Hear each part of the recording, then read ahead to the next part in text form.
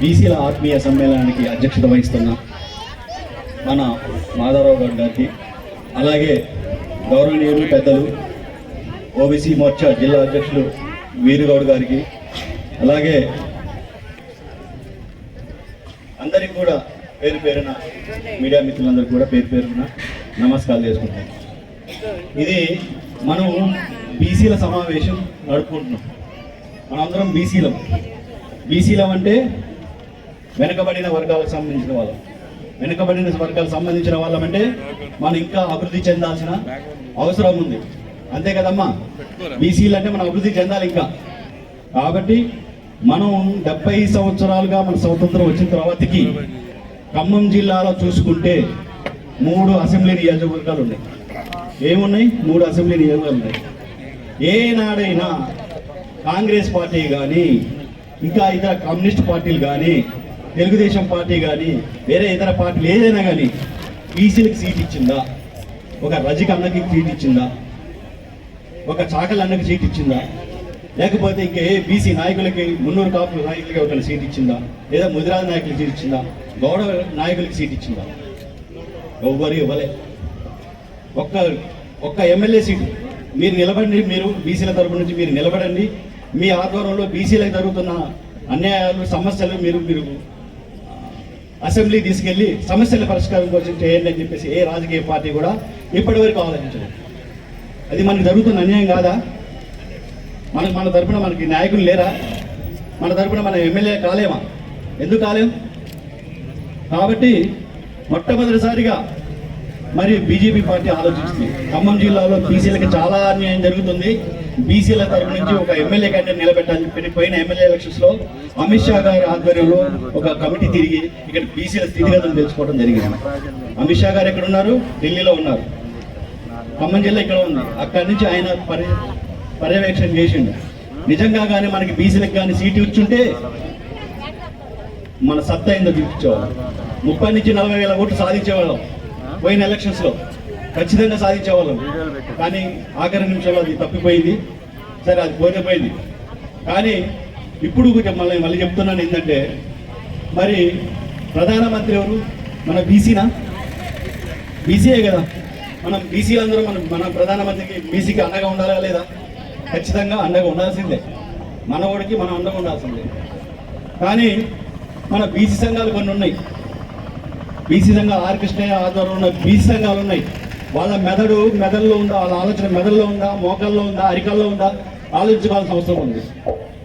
ఒక బీసీ ప్రధాని అవుతుంటే వాళ్ళు ఎవరికి సపోర్ట్ చేయాలి? బీసీ ప్రధానమంత్రికి సపోర్ట్ చేయాలి. బీసీ సంఘాలు వాళ్ళు పోయి కాంగ్రెస్ సపోర్ట్ చేస్తారట. ఏది? రాహుల్ గాంధీ ప్రధానమంత్రి కావాలని. మరి ఆయన ఎవరు? ఆయన బీసీయా? ఆయన ఎస్సీయా? ఆయన ఎస్టీయా? ఆయన మైనార్టీయా? అసలు ఆయన ఏంది? ఎవరైనా? ఇటలీకి సంబంధించిన ఆయన, ఇటలీ నాయకుడు ఆయన, మన భారతదేశం సంబంధించిన ఆయన ఇటలీ నాయకుడు ఆయన. ఇటలీ నుంచి వచ్చిన సోనియా గాంధీ కొడుకు. మరి అది అన్యాయం కాదా?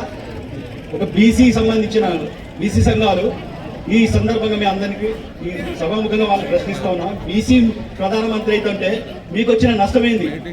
సంఘాలు మీరు అండగా ఉండాల్సింది పోయి ఎవరికో సపోర్ట్ చేస్తానంటాం.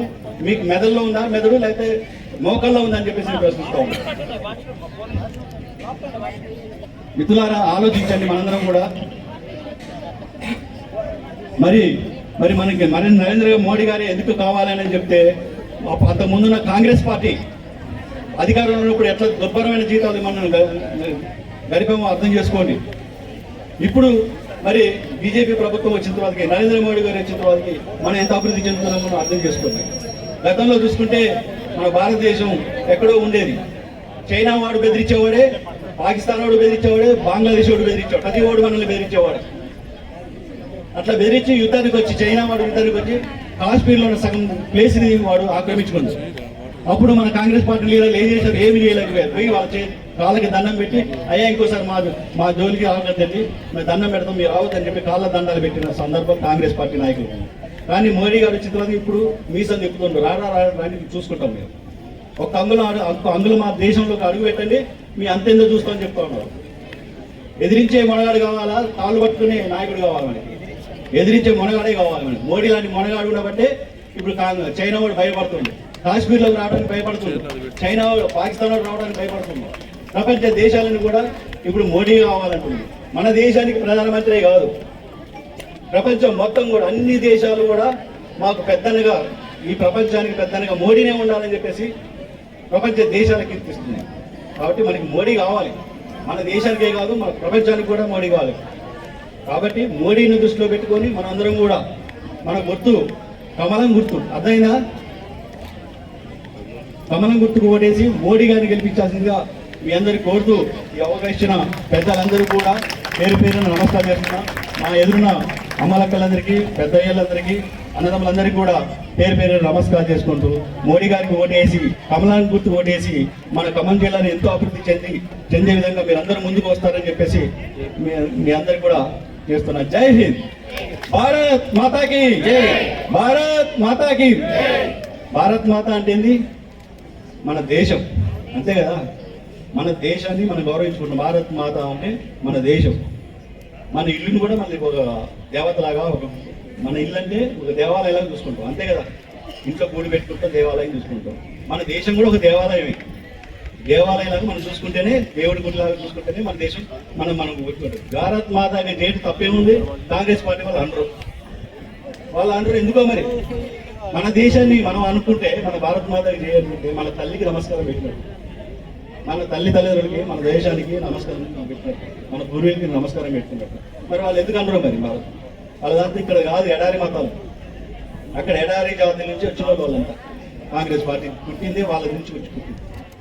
అదే మన దేశం మనకు కావాలి, మన దేశం గట్టిగుంటేనే మనం ఉంది. కాబట్టి అందరం కూడా కమలం గుర్తుకు వెళ్దాం, మన దేశభక్తి ఎంత నిరూపించుకుందాం. మన దేశం, మన మోడీ. ఓకే, భారత్ మాతాకి.